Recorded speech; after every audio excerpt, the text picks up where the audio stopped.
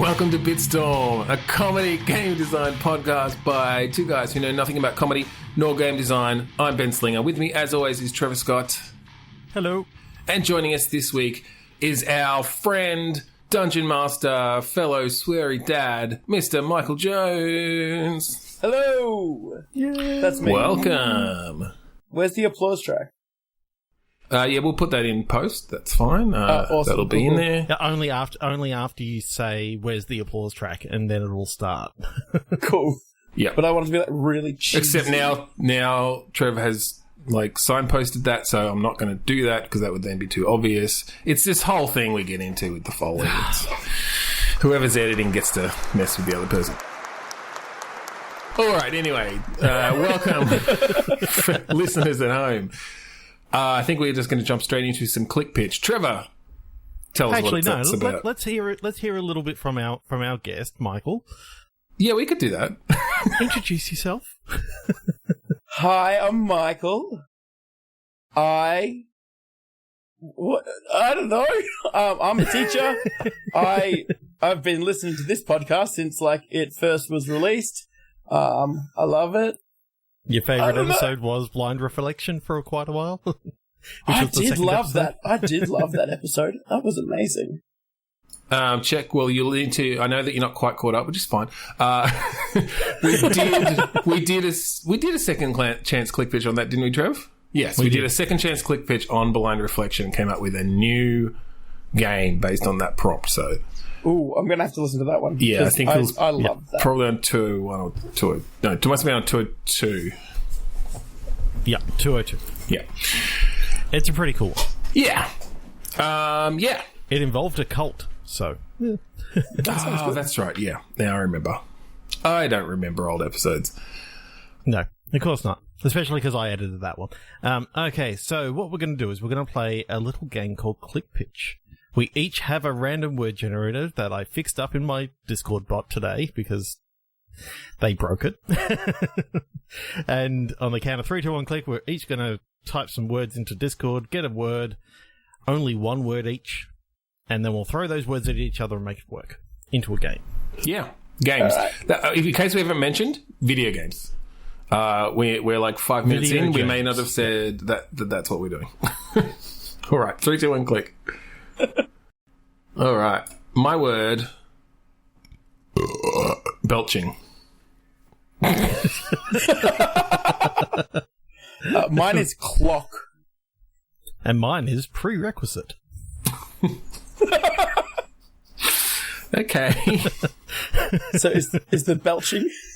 I feel like this is a misintentioned Connect game from the early era of Connect using voice stuff, where there was something around physically having to burp to stop time or something. Yeah, And the prerequisite was that you had to connect it add-on, obviously. it's like a it's like a Mario Party type game where you're playing against your siblings, and so there's some sort of ball that's swinging between you, and the burp stops whatever the movement is, whoever side of the court it's on or something. You win the point. So it's like when you play table soccer or whatever with the straws, where you're trying to blow, or table. I don't know what the actual thing is, but do you know the game I mean? Where you're trying to blow a ball across the ping pong ball across the table with the straws. Yep. Yeah. Yeah, it's basically that, except yes, you're burping into your Connect.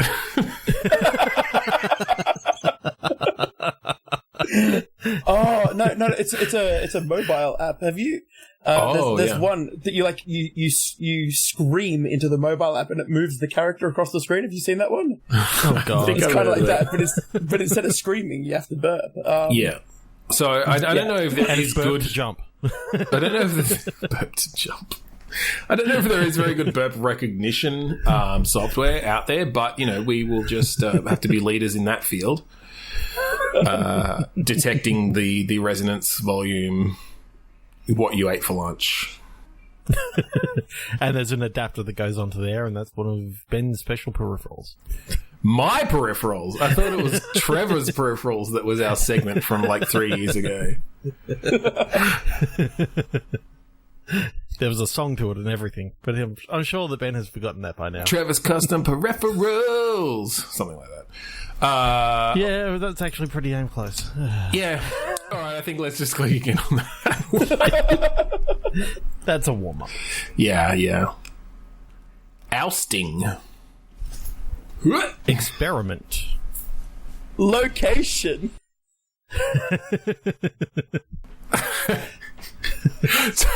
So you play a scientist's bodyguard trying to keep people out of the area that they're trying to do an experiment. You're ousting people from the zone.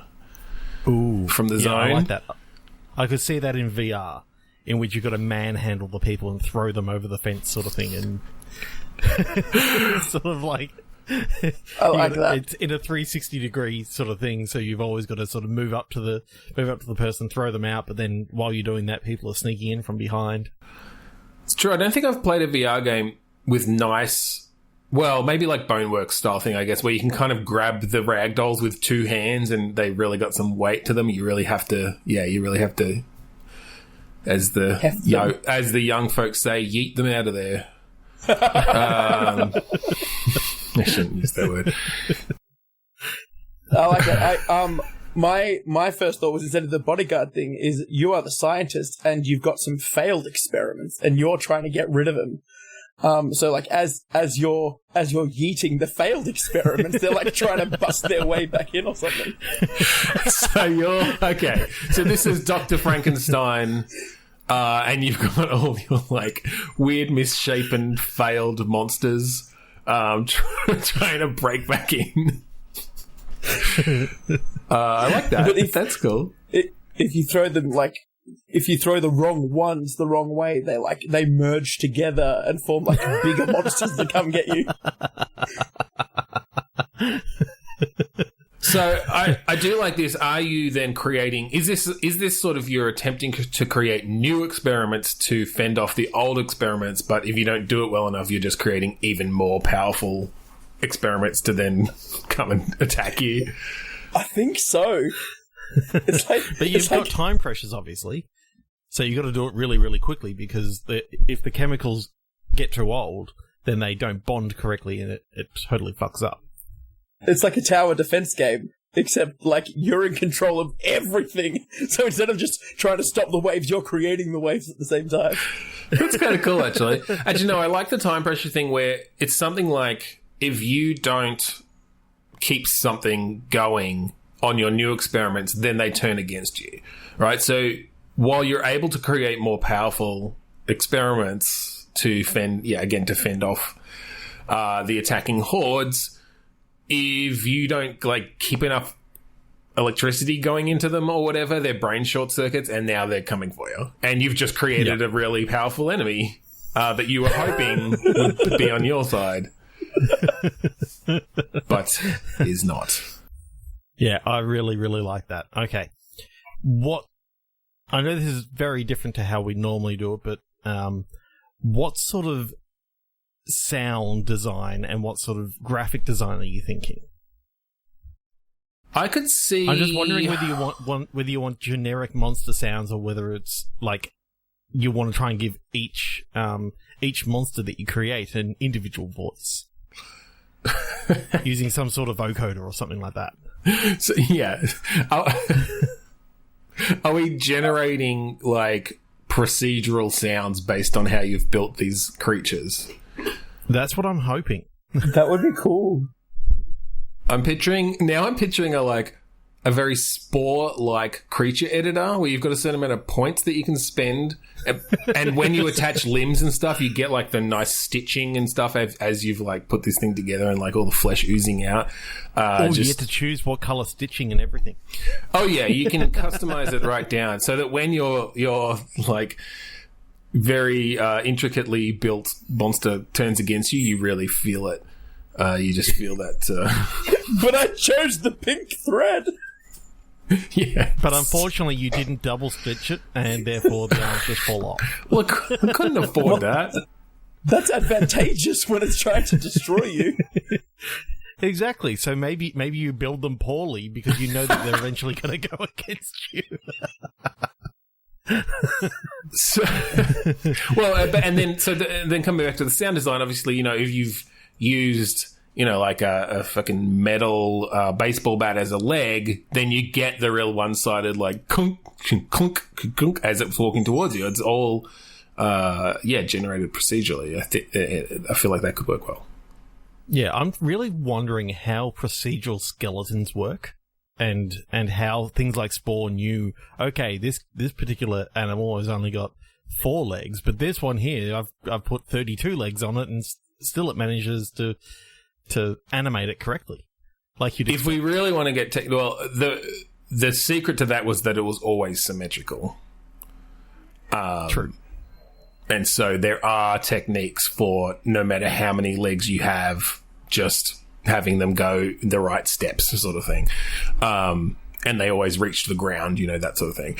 But yes, if we're creating asymmetrical creatures, that would prove difficult for animation, I'm sure. It might have to... I don't know if we custom make the skeleton. I don't know if you can just attach, tons of limbs that they can... I don't know. Or we can't... We're not making this fucking game. Why do we get into this technical bullshit? Someone else is making it. We're just coming up with the ideas. Make our game.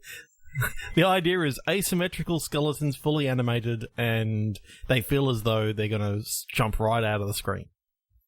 Because that's right, it's still in VR. Did we say that? Yeah, okay. What experiment is the scientist doing that we're trying to protect from here? Like, is there some gameplay we can bring in there where, like... if you're like building up energy, it could be like, it got to 25%, it sends out a huge pulse to like push them back or something, or you can upgrade that in different ways or something. I do like the idea of a monster bodyguard that you're basically trying to build, but of course, if you don't keep him satiated, then he turns on you. So the idea of having to, keep him interested by buying him new limbs and that sort of stuff. So it's just the one? I was basically thinking you'd be like creating, I don't know, templates essentially for creatures and churning them out. Yeah, exactly. With obviously help run other parts of your mansion, but when you don't pay them enough money or you don't pay them enough attention, they turn on you. Well, I think you've already got like those outside that have already, like at the beginning, there's all your really early ones that turned on you very quickly. But then, yes, you're creating these monster templates, churning them out to fend those off. But if you overextend yourself, essentially, they don't have enough energy to stay, I don't know, sentient. I reckon they do stay sentient, but they start to unionize and they upright against you. Yeah, they bring out the guillotines, they rise up. You gave him too much autonomy. Yeah, so that's the one way to end that one. Click 3 to 1 click. I got average. Lag. Mace. No, did you hear that? Lag. Sorry, I think Terrible. Average mace lag. Depending on the setting, mace could obviously be, a heavy thing on the end of a stick or some sort of pepper spray based. Yeah, I like the pepper spray side of things. Yeah. Because average pepper spray. I'm just wondering how average that is. It's like what? And the lag is all about the delay and how long it takes to actually, start to burn the eyes. So you get sprayed and then, there's just that delay. And then all of a sudden you're in searing pain. Yeah. Is this like an educational game for anti-fascism protesters? to teach them how best to fight against pepper spray. Yeah, maybe that's getting a little bit too on the nose. Political. With average lag, my first, before I heard Mace, average lag, I was like, oh, we're in the network and we're doing things inside the network trying to work there. But then I'm like, how do you work in the Mace angle into that? All right. What about a game? It's a satirical game of some sort of like MMORPG. Mm-hmm. You're essentially playing a very badly coded MMORPG. But it's actually a single player game. Like, it's all built in that, and so all the characters that you come across are other players, quotation marks, and they're all AI. They're all actually AI, and it's actually a narrative, but yes, part of the plot essentially is dealing with the lag, and there may even be strategies around. It's this over-ambitious real-time MMORPG where essentially part of the gameplay involves network lag, simulated network lag. Ooh, I do like that idea, but I also want to bring in some of those. Remember the game Hack and Slash, in which you had a USB stick as a sword that you could like stick into enemies and recode them? I like the idea of being able to do that with some of these characters as well, to bring their lag down by, deleting code that was causing it to take longer to process and all this sort of stuff. So you're like a hack and slash hacker. I love that. Yeah, effectively, I haven't played that game, yeah. You're kind of going through this MMO. You talk to this NPC, and the conversation's really lagging behind. Like, you're talking about stuff, and they're still answering the previous question, sort of thing, because it's taking so long. I do I like the general idea, because we're obviously already in the metagaming. I don't think it should be that you're getting in there and hacking the code itself. I think it should be that at some point in the narrative, you manage to convince someone to give you, like, dev powers. And so you're able to write slash commands into the chat to do stuff like teleport mobs around and, give someone 9999 health or whatever. But I don't know, maybe there's some sort of resource, or if you use it too much, the other like devs will find you and take it away from you or something. So there's a limit.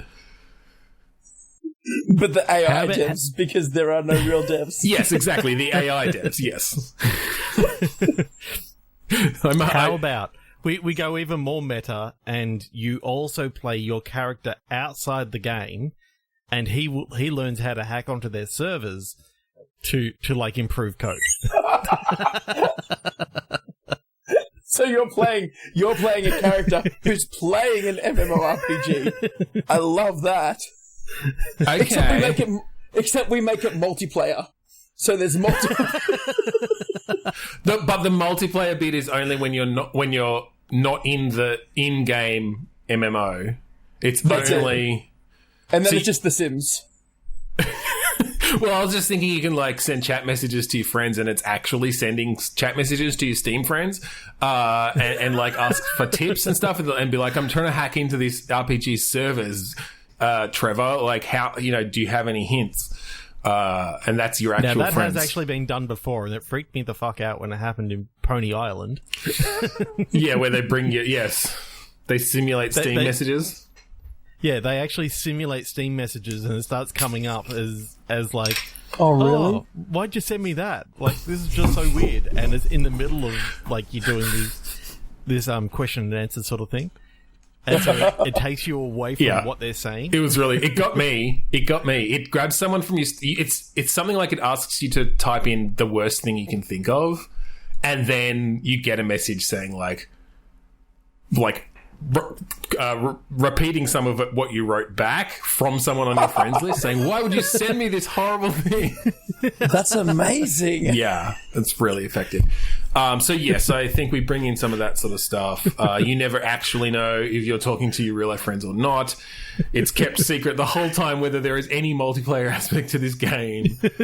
And then just to get a third level of meta, that involves actual internet people then digging into our code to try to find out if it connects to a network or not. Or, just trying to meet up in game. Not that would ever happen. Yeah, like No Man's Sky style. Yeah. I love it. Even just going back to that base idea of a simulated buggy MMORPG, that's really fun. There's some cool shit you can do. That's good.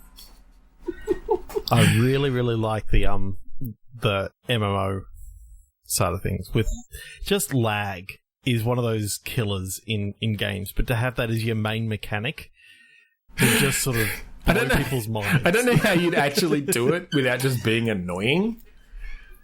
It really would just be annoying, though, wouldn't it? Mm-hmm. Yes. I would have thought, I actually play an MMO, and I actually thought when I got the NBN that it would have improved my latency, but it has not in the slightest. It's No. Do you play on US What MMO servers? do you play? It's Guild Wars 2. It's a good one. I played a bit of the first Guild Wars. It's like the So only did I. MMO I ever actually bought, but I didn't get very far. I played one of the lineages as well early on. I don't remember which one. Yeah. 3 to 1 click. Yeah. Ooh. Honeycomb. Vacuum. Ugh. Ranting. Alright, so you're a beekeeper. Yeah. Beekeepers actually use vacuums, don't they? To gather up their bees sometimes. I don't. Yeah. But you're. They do. But you've got like a manager who's like just angry all the time, and you have to collect more honey, and so you've rigged up this vacuum contraption and have to like vacuum the honey or something. Oh, I do like the idea of and we go to this a fair bit, but like an automation sort of thing around honey, like Satisfactory style or Factorio sort of thing. The Incredible Machine.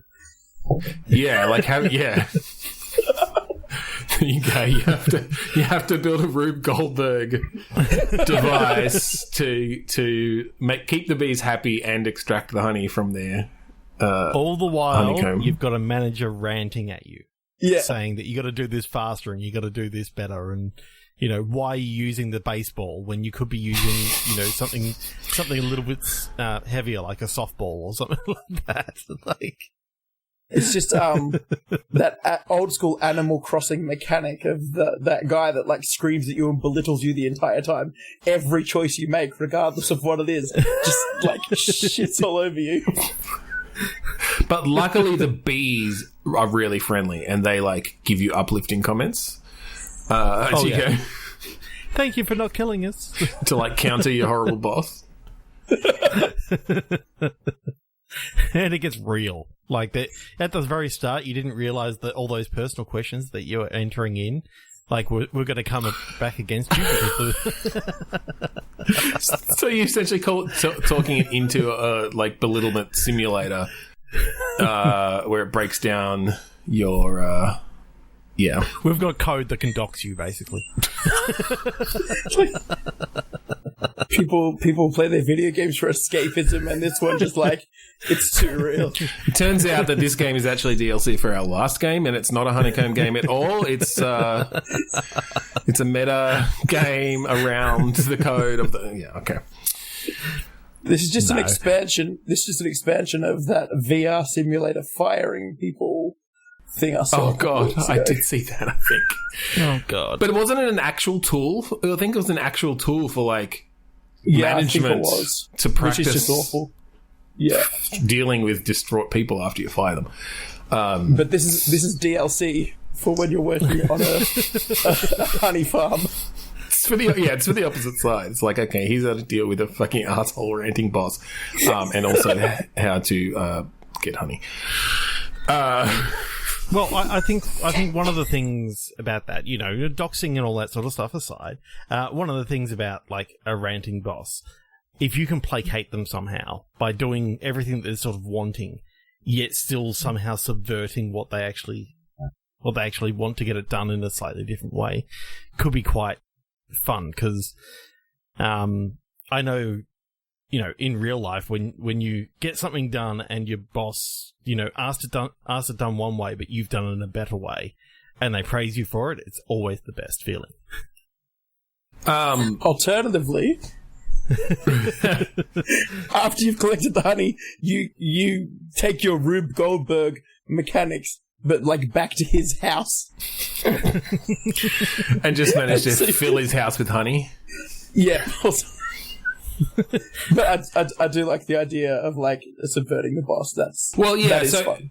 So I'm kind of thinking it's like the boss is almost just one of your challenges, where it is this sort of automation or Rube Goldbergish machine game, and you've got challenges where it might just be, collect 10 liters of honey, and here are your resources, right? You've got 3 hives and a vacuum, and the bees are happy if they have this many flowers, or like you've sort of got these resources, and it's a matter of hooking that up in a way that not only do you have enough bees in each hive to like keep the production going at a good rate, but also when your boss comes around, who ironically is scared of bees, you can like shoot some towards him so he doesn't bother you while you're actually doing the job that he's asked you to do.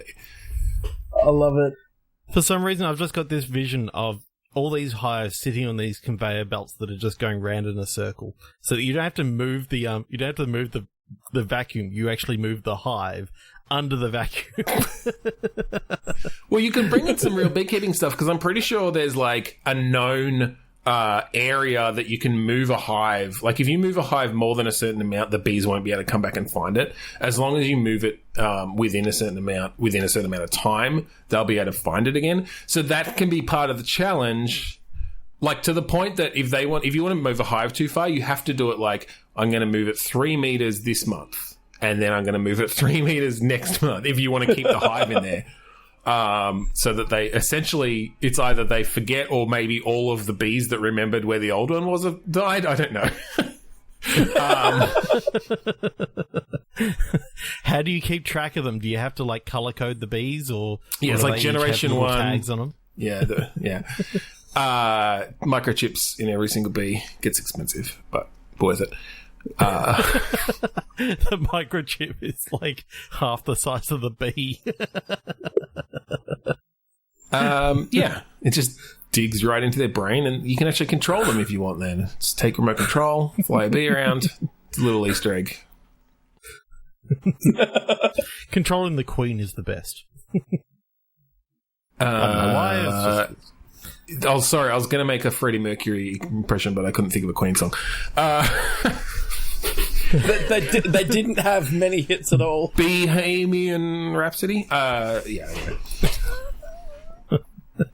I want to ride my Michael, bicycle. Bicycle. Gonna make a supersonic bee out of me.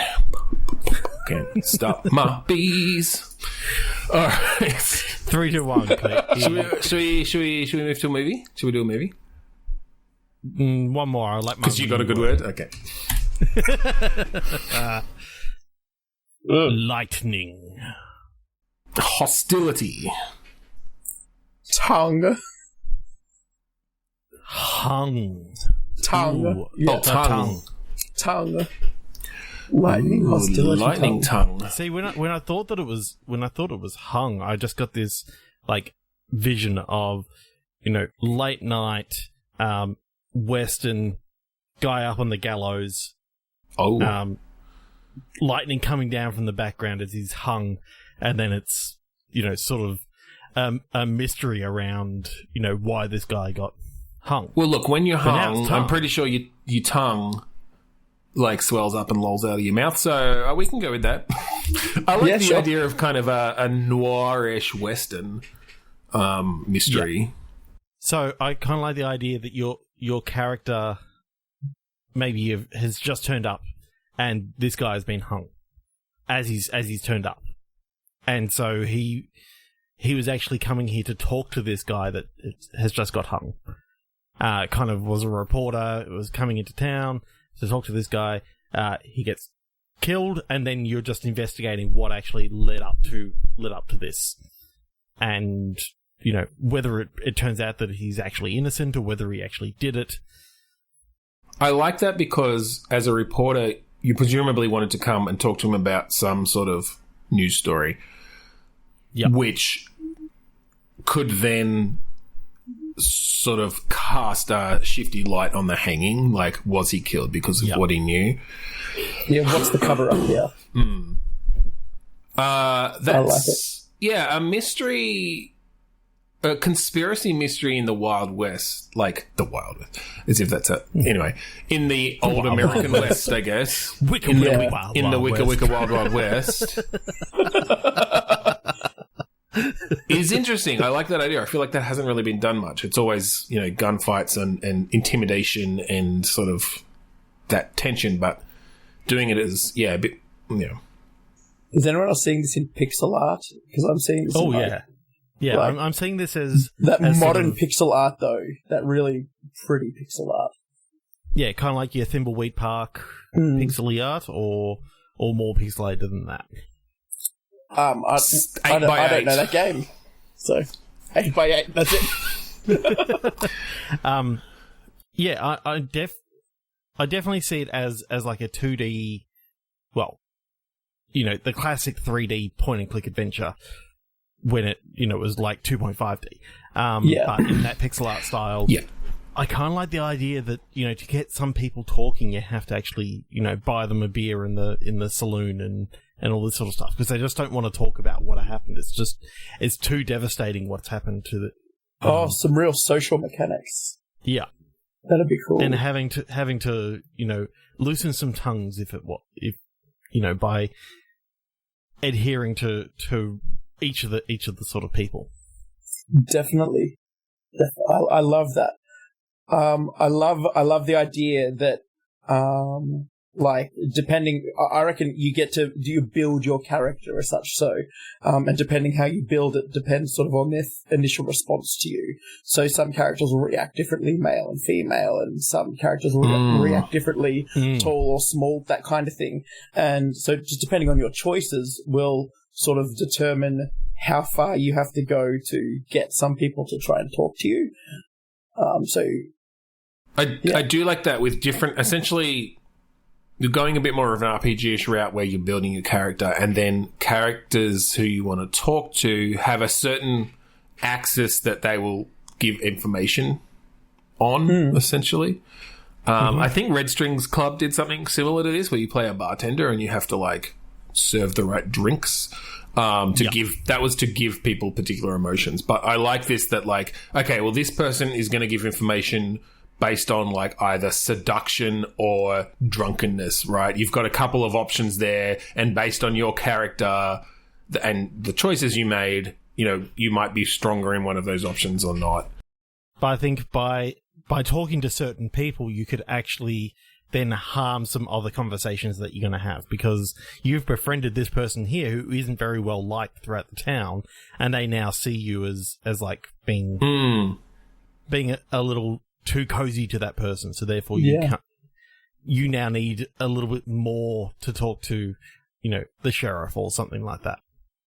Yeah, in some cases it maybe they have to trust you more, and you have to, or they have to respect you more, so you have to prove yourself by doing something ridiculous and masculine, or feminine, I guess, or if you're a woman, it may be even more that they trust you even less because they're a man, and it's sexist. Exactly. And so there may be some other way then, yes, that you have to work harder to gain their respect by shooting someone in the street or something, or or just dig up some dirt or something. Yeah, so yes, exactly. There's also kind of like that Deus Ex thing that's or you can go through the front, or you can grab some dirt and try blackmail them essentially, people, or yeah. Get some leverage. So I think when you get to town the next day, you move into the local newspaper shop, or the local, where the local journalist is.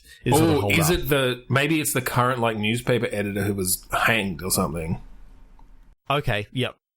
I do like that. But you're coming to work for him. You were coming to work for him on a particular story, but then you get here and he's just been hanged. You've got access to his notebook that you find hidden behind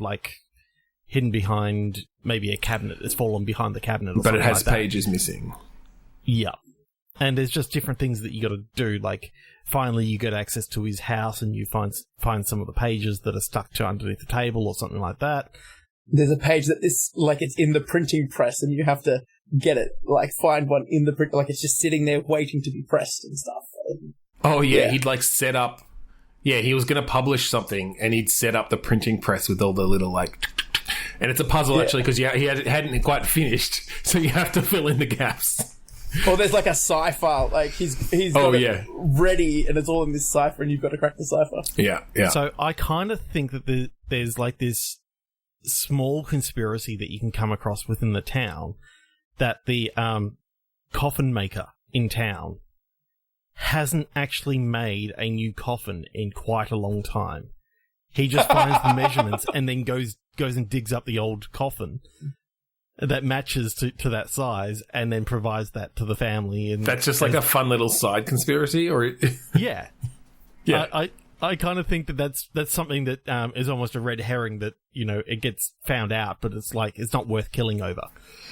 Yeah, yeah. I like that through the old editor's notes, you do flesh out a lot of the townsfolk, essentially, because you dig, like, he's got dirt on everyone that he's come across for various stories that he hasn't needed to publish. Yeah, and the only clean person that you're sort of coming across is the cranky old judge.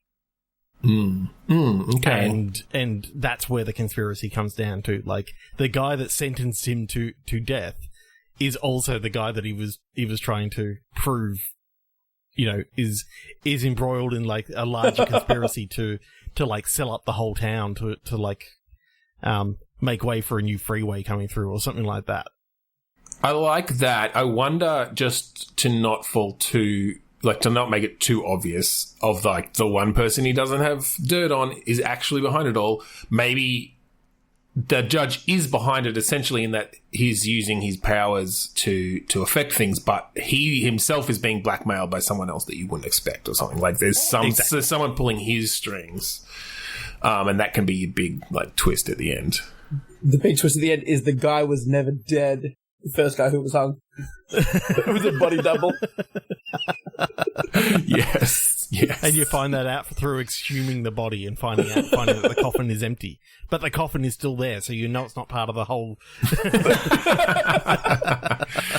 Or, well, maybe you needed to find out about the whole coffin, you know, scheme to figure that out or something. It could even be it feels like a red herring but at the start, but then it turns out, oh wait, like it's the wrong size coffin or something. You know, you end up getting into the coroner's books where he keeps track of which coffins he might want to dig up, and it doesn't match up or something. Yeah, and I'm just imagining that all the things that he sort of reported on are all linked through different things. So this coffin thing's linked to the death, but it's also, you know, linked to the town being sold. It's linked to the extramarital affair of the bartender. It's linked to. It's like Hot Fuzz, except none of the links are really there. Yeah, I like that. It's like Hot Fuzz, but everything is actually, you know, a little bit more sinister. Yeah, because everything that they killed for was so like, we didn't like the way that they looked, so we killed them. They didn't fit in with our you know, nice village. God, I love that film. I need to watch it again. That's really cool, though. I love the idea of this noirish mystery in this little western town in the gunslinger days. But it sounds fun. Yeah, I feel like I can picture it now, and I love it. Yeah, someone make it, please. I just love going through the cabinet and just going through some of the old stories, and you can sort of if you read through some of the stories, like, you can start seeing some of the things early on but you can't quite fit it all together because you don't have all the information. Yeah, definitely a writing challenge, which so many of our games are. But yes. Okay, so if you want to now, you can go over to remove. Well, thanks for your permission, Trevor. Yes. All right, so what we're going to do, we have a random movie generator here. no, not generator, selector. It's going to select a random movie. It's not going to make up a movie. It's going to generate a random movie that has never been seen before, but also gives a date. And you may know it. So I think we'll each get one. So we'll have 3, but then we'll just select one. And we'll either just use the title as a prompt or the whole plot of the movie, depending on what we get. So let's do it. Exclamation point M if you don't remember, Michael. Yeah, I've got it. Mine is Garfield Gets Real. I love it. Mine is The Scorpion King 4 Quest for Power. And mine is 1972's classic Horror Express. Classic. Never heard of it. Never heard of it. But I don't want to toot my own horn, but I really do like Horror Express. I think you can go a long way with horror on a train. But are you not seeing Garfield as the Scorpion King? Like, we mix them all together. Garfield as the Scorpion King, and that is the creature on a horror train. Scorpions on a train. Get this motherfucking Garfield Scorpion off my motherfucking train. I do like the idea of a horror train, though. I think let's just go with Horror Express as the prompt, because that's really cool. And once we're done, if we've still got time and we feel like it, maybe we'll jump into the Garfield Scorpion King 4 Quest for Lasagna. as a bonus extra.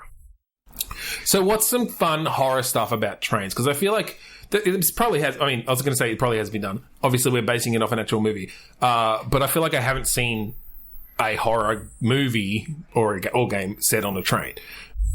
There's been lots of thriller movies set on trains, but not the sort of. I like the idea of there's a creeping horror that is literally starting at the back passage and sort of making its way down the train.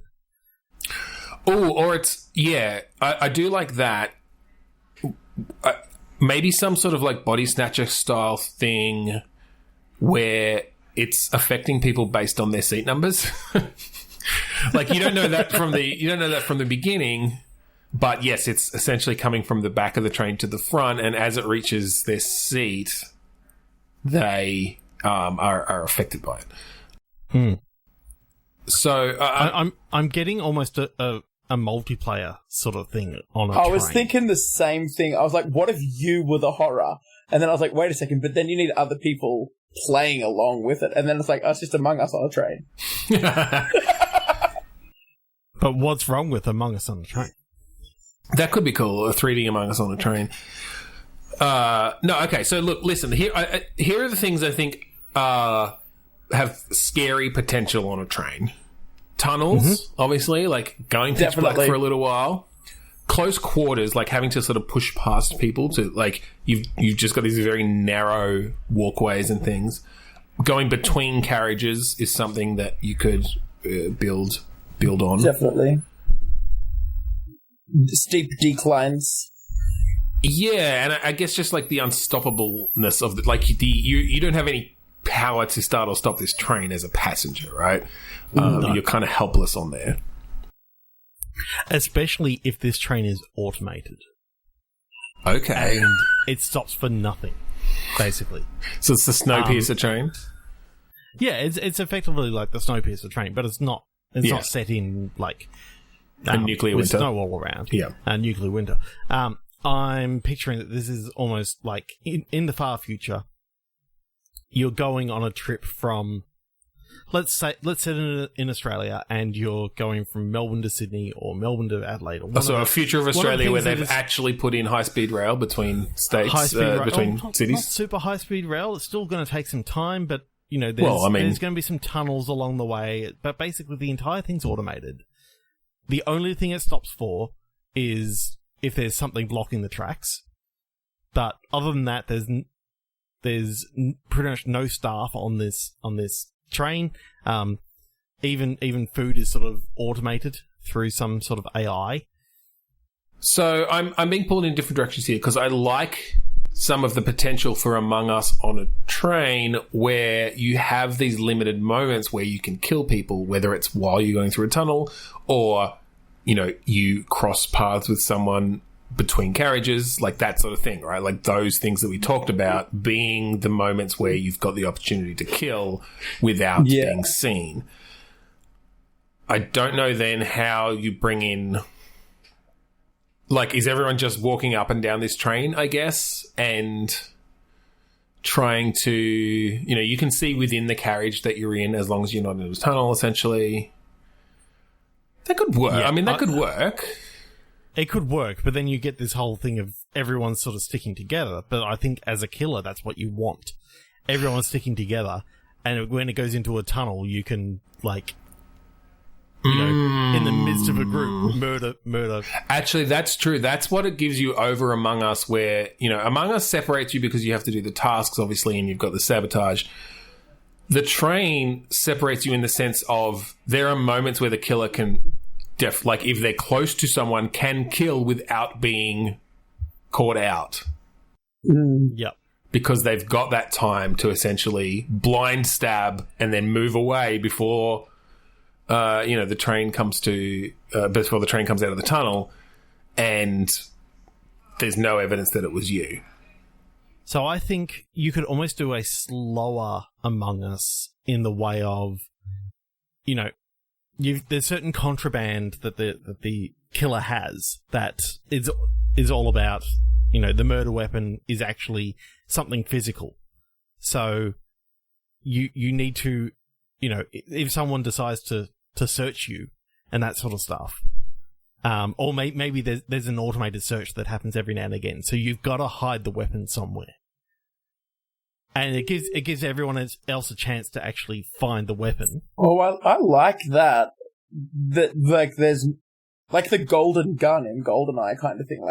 It's not the only weapon, but it is the weapon that you want to have, sort of thing. But if you get caught with it, that's game over.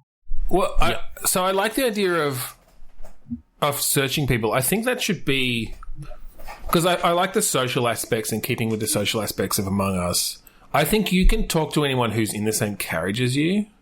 And I mean, obviously Among Us does that with just a social contract. You'd have emergency meeting. You'd have to build it into the game. Well, it's actually built into Among Us. It's just that people decide to play it on Discord as well. And that is the problem with any game like this, is generally you're going to have a party chat going elsewhere. But you'd have to all agree to use the...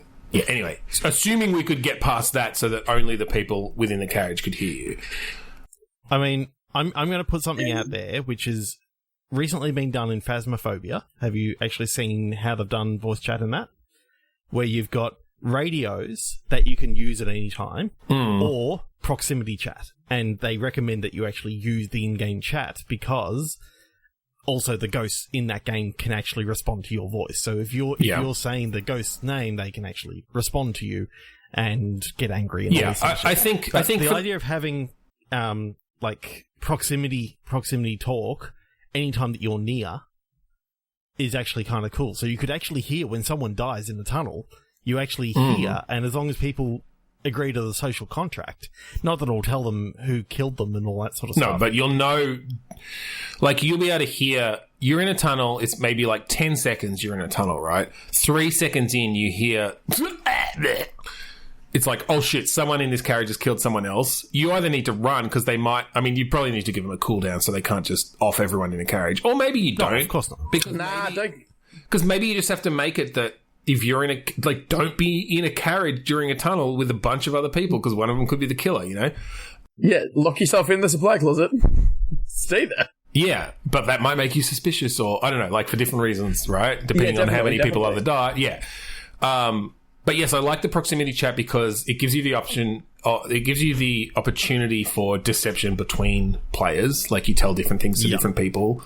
At all times. And also the suspicion of... Yeah, talking to other people, do you think it's Trevor? Because, he was in there. Fuck no. I think it's Michael. It's not. It's not. Sus. I love the idea of, you could... Because it's supposed to be a horror game. I love the idea of, if you're the horror, if you're the killer, you like can sort of set up and have a command set that as soon as this door opens, that's it. Like you drag them in or something. Like it's just a grab and type. So it's like this real in your face type horror still, so that you get that kind of jump scare moment where like the killer's just in front of your face and you're just like, ah, shit, this is it. That's interesting because we haven't talked about the graphics and the graphic style. I was kind of picturing this as a 2D thing where you've essentially got the train side scrolling and like cut so you can see into the carriage that you're in, with everything else being hidden. But yeah, if you could, there's definitely more opportunity, I think, for jump scares and stuff if you do it as like first person or something like that.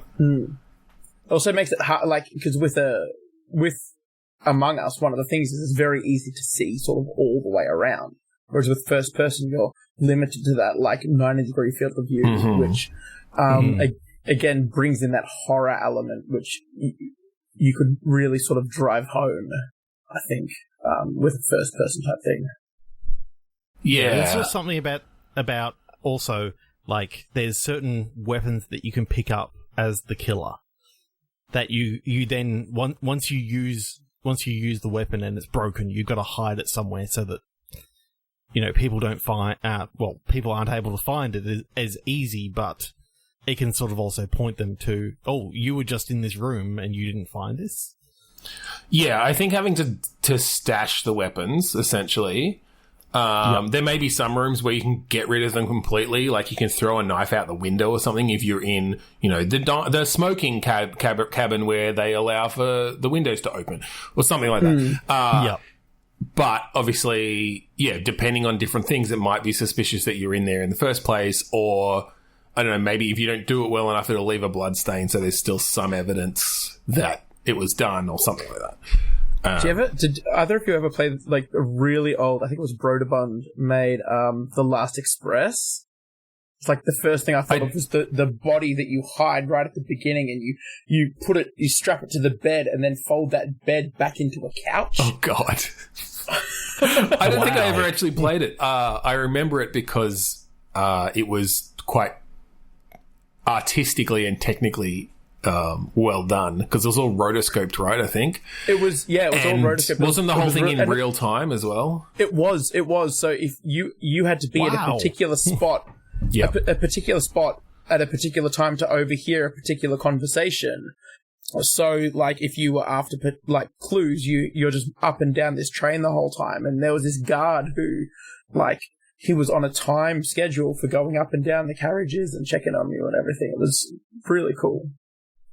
Yeah, I want to check this game out. Like, oh, this is old school. Yeah, it was like 90, early 90s. 97. Okay, late 90s. There you go. By Jordan Mechner. That's right. Nice. Prince of Persia dude. Yeah. Now that makes me want to check it out even more because I love Prince of Persia. And as soon as you said rotoscoped, I'm thinking Prince of Persia, because he did that with Prince of Persia. Yeah. So this is fantastic. Like, now I want to really check this out. It's a really good game, but that was the first thing I thought of, is like, all right, so not only are you, like, you're trying to kill everyone, you're also trying to, like, hide the bodies, but make sure that, like, they're not found or whatnot. Ooh, yeah. I think... Yeah, the tunnels, obviously, you're just going to kill outright and people are going to see the body. Yeah. But if you kill them, like you're hiding in a cupboard, they come up and search the cupboard and you kill them, you can stuff them into the cupboard, close it up and get the fuck out of there. Yeah. And, leave the murder weapon stuck inside them, and now that's still a mystery, yeah. Still a mystery. Or like you're in a sleeping compartment and just quickly like grab them and throw them out the window or something. And well, I was thinking with the like traveling between carriages, that's an opportunity where you can just kill them and throw them off the train. But obviously, if you're hanging out between carriages, like maybe that's a bit suspicious. So yeah, I do like that way of you've got different ways to approach the kill, whether it's sort of essentially doing it hiding in plain sight when you're in the tunnel, and sort of giving yourself deniability by being in there with other people, or doing it more in secret and trying to knock people off when they're alone. What is the objective for the player, like the person who is not the killer? Like, once they discover who the killer is, are we just out to get them? Like, find some weapons and get them? Or, like, what are they doing? That's interesting.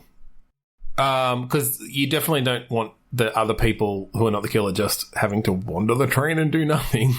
I mean, other than the fact that they know there is a killer on the train. And so I'm trying to figure that out.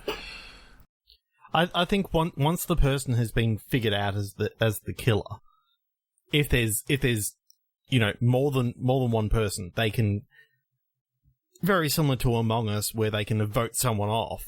They can literally vote people off. I think it would have to be a vote. Yeah, I think it would have to be a vote situation, and there'd need to be a penalty maybe for voting. Maybe you only get a certain amount of votes or something. So you have to have some level of evidence and have convinced other people enough before you waste a vote, essentially. Or if you kick out someone who wasn't it and was just in the wrong place at the wrong time and happened to miss because they were looking the wrong way, happened to miss the dead body and then the person leaving that area. I think what you actually have is some way of penalising the people who kick someone who was nodded out, basically. I think what could be really cool is, instead of... Because in Among Us, I hate when the game breaks, because that emergency meeting is called. So I reckon if you want to try and, like, alert people to the fact that you think it's someone in particular, in the game, you've got a phone, and so you have to pull up the phone and you have to send a message or do something in real time so that you've got a chance of being caught while you're doing that. So, like, the killer can see someone's on their phone, shit, I'd better deal with that, or something. Yeah, that's cool, having that time urgency of... I need to call a vote. I think it's this person. Like, I saw this. Yeah. But, like, you've just got an app on your phone or something. You got to pull it up. You got to enter the right passcode. Or something. So it's all just edge of the moment type thing. Like, you're trying to do this as fast as you can. Yeah, that's interesting, because then that changes again. Because obviously in Among Us, if you're in front of someone and someone kills someone, it's just like, oh, report body, and then to me, you're immediately in a meeting. You get that horror thing of, oh, I just saw Trevor kill Michael. I need to get the fuck out of here and find somewhere where where either other people are around, or lose him in some way, or lock him out to get the time to. But also notify everyone. To notify everyone, yeah. That's cool, because then that gives the killer the opportunity as well. Like, being seen is not an immediate, strike against you, essentially. Not that it necessarily is in Among Us, but it's pretty damning if a body's reported and someone is immediately screaming, I saw someone do it, I saw them do it. It's pretty hard to come back from that. Yeah. Now, is there a physical movement that everyone has to move to that meeting place? So it's not just that Among Us immediately everyone gets there? Nah, it's you. If you want to investigate the body, once you send it out, it's sort of like everyone gets moved there automatically, or is it once you send it out, everyone physically has to move there, and the killer has got more time to basically kill the person? At the meeting point. Well, 100%. Yeah, that could be interesting. I think essentially, like, because can you imagine? You doing whatever you're doing on the train, like. 4 of you are hanging in this carriage, another 2 are over here. You haven't seen a few of the others for a while, and then everyone's phone goes ding, and like you look at it and it's someone saying, such and such is the killer. Like I want to accuse such and such. Like, we need to meet. It's like, okay, like now we have to get there without getting killed by them. Safety in numbers, presumably. You'd have to have some sort of way that if you've accused someone, they can't just, like, massacre everyone on the way. But I do like that tension of then having to get there before you can actually come to a consensus and do something about it. You know what I want, though? I want the killer in a last desperation sort of thing, he can set like a trap. Cyanide gas pill or something, or like just like gas the whole. Well, I'm thinking like as you go between the carriages, you know, the pin sort of comes loose and yeah. and like I thought the same thing. Separates. Like I think the killer as they accumulate like bodies, they get some sort of, I don't know, in-game currency, whatever it is, that they can then purchase upgrades or whatever. Like, you now have access to, like, pulling apart carriages, or you can control the electrical circuits so you can turn on and off lights as you see fit, or, like, you can sort of do these extra things, sort of the more bodies you kill, but, like, sort of once you've spent that power, then it's gone, so it's not a... It's not a sort of reusable thing necessarily. Yeah. Yeah. The other thing is, Among Us has the ghost mechanic, which I think is important to give the dead people something to do. Mm-hmm. I wonder if they have a similar resource, I guess maybe on a cooldown or something, where they can do something. And look, they may not necessarily know who the killer is either. Unlike in Among Us, where you almost certainly know who the killer is.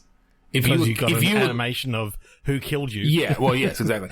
If you were killed in a dark tunnel, you might not know.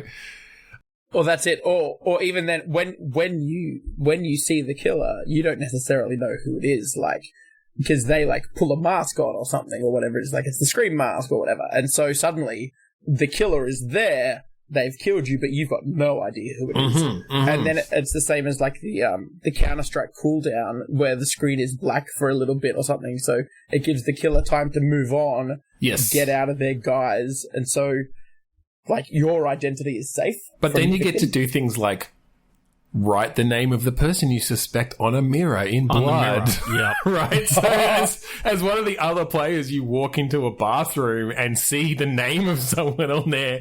It's like, oh, fuck, someone's trying to communicate to me from the other side. But I kind of love the idea of like when, you know, some lights flicker and stuff, that when you're looking in a mirror and there happens to be a ghost behind you that happen to be following you, you actually see them like flash up in the mirror and then disappear. Like, I love that. I love putting in some visual stuff around seeing the dead character, the dead players. Yeah. Or even, I love that.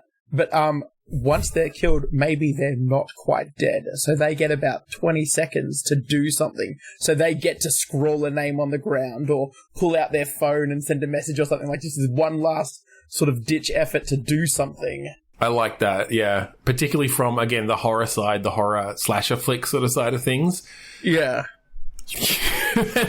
I'm just picturing the metagaming where, like people are making really long names that start with other people's names because you've only got enough time to you know, you have to actually physically scroll it out. No, my idea was that you have that sort of auto text sort of thing where you get to select a person's name, and then you can select through killer or is an accomplice or something like that. Because I think you could actually have it that there is an accomplice, like for another game mode and that sort of stuff. Like there's someone who's helping. I do like that idea of essentially your last breath being you can give one piece of information, and it might be, you know, brown shoes. Well, yeah, that, or I was even saying, what I was going to say is it might be that you say that someone wasn't the killer, right? It's like, no, you know, such and such, you know that such and such was with you the whole time while other people were getting killed. And so to help them find out who it is, it might be, you know, such and such is innocent. Yeah.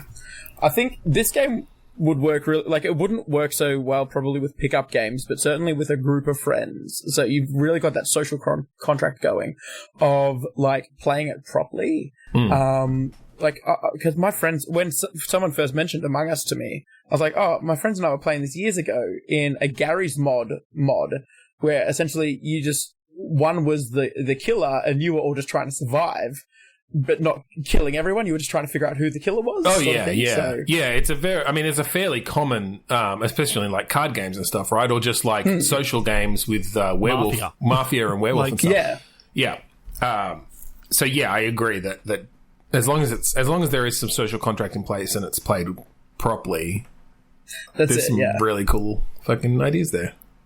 But I there's something about that first-person view, and also bringing in the extra things about the ghosts appearing in mirrors and that sort of stuff. Yeah. So as far as a ghost character, you want to freak the fuck out of everyone else out, and maybe like haunt this person, so you can actually, press a button on a 20-second cooldown that actually flickers the lights. That also makes you appear in the mirror just to fuck with people. That's amazing.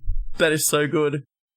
To me, the idea as you're walking around and there could be someone over your shoulder at any time just following you. Like, yeah, if we hadn't already done like half an hour on this and we weren't at the end of the episode, I feel like there's actually a whole game there in just the interactions between living and dead people like that, whether it's this game or a different one, with more like focus on on that gameplay. Because that's really cool. Like, doing multiplayer stuff where you can, like send messages between these two realms, essentially, and sometimes see them and stuff. That's fucking cool. The lights on the wall in, what's that bloody show called? Everyone was it? Oh, Stranger Things, yeah. The Stranger Things, that kind of, like, I'm going to send you, like, you can Morse code the mirror or something. Yeah. Or just, like, have you seen those videos, and, like, it's such an easy effect to do, where you can only see the person when the light's off, and they flick the light on, and immediately no one's there, and then they turn the light off again, and they're a little bit closer. Like, you could do that sort of thing. Or, like, you only show someone in the reflection. Like, it's that perfect thing of they turn around and nobody's fucking there, but they just saw them in the reflection, right? Or you just see their shadow. Or there's so many cool things you could do in a multiplayer game. I'm imagining the sound design at the same time. Like, it's just the sound would have to be so immersive, and just like these that continuous of the train just clacking along. But like, I feel like the kind of like in the Untitled Goose Game, how when something adventurous happens, the piano picks up. That kind of thing, like when that door opens and the killer's just waiting for you, it does that shock sound. Like a sting. It plays that sting and just, Every bathroom would have to have mirrored cabinets, so that whenever you close one, there's the potential of someone standing, like you being able to see someone behind you. And a reason for the players to go into them for something, I mean, I guess if they're looking for evidence or something. Yeah. That's really fucking cool. Maybe there's like for the players, there's something they can collect that protects them. There's some sort of protective element that they can find, something that will protect them, and that's why they're moving about the train. But yeah. I think looking for evidence of the killer, you've almost got a scavenger round. You could almost have a procedurally generated kind of backstory or something for your characters or whatever. So you could potentially find backstory that implicated a particular person. If you search enough, and maybe you have to like break into the safe that's in a particular, in that person's cabin, and that might give you information about them. But it's only if you already suspect them that you'd even bother doing that. And if you're found trying to break into someone's safe, like maybe you're sus, Yeah. That's cool. All right. Well, we'll finish it on the Garfield Scorpion King. No, I think we'll leave that one up to your imagination, listeners. And I think we'll finish it up the there. Scorpion King who loves lasagna is just... Loves lasagna, hates Mondays. Yeah. So thank you for joining us this week on Bitstorm. Thank you, Michael, for joining us as well.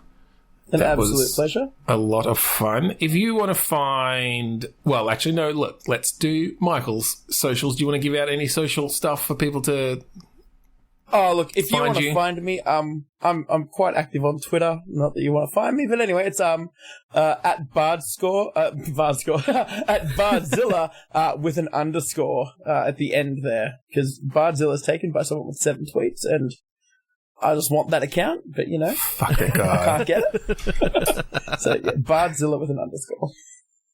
And if you want to find us, Bitstorm online, go to podchaser.com/Bitstorm. All of our previous episodes are up there. Leave us a review. Review this episode. Tell us what you think of this Haunted Express Among Us cool game that we spent so long on. Tell us whether it was worth the 200-plus episode wait for Michael to join us. Yeah. Request Michael back. But only say nice things. We're also part of the 8-Bit Collective, and this is a group of podcasters who do podcasts, funnily enough, around video games and pop culture and role-playing and many number of other things. So go to 8bit.net and check them out. Also, if you could check out the Australasian Gaming Podcast Network on Facebook, or check out at AGP Network on Twitter. And finally, we'd like to thank Kuridas for the use of the song Mount Defiance of the album Containment Failure. Got through it in one. In one, that was the first take. All right, so thank you again for joining us this week on Bitstorm. I'm Ben Slinger. I'm Trevor Scott. I'm Michael Jones. And I was working in the lab late one night, ousting my experiments out of sight. And did the mash. He did the monster mash. It was a smash. It was a graveyard smash. He did the mash. He did the monster mash.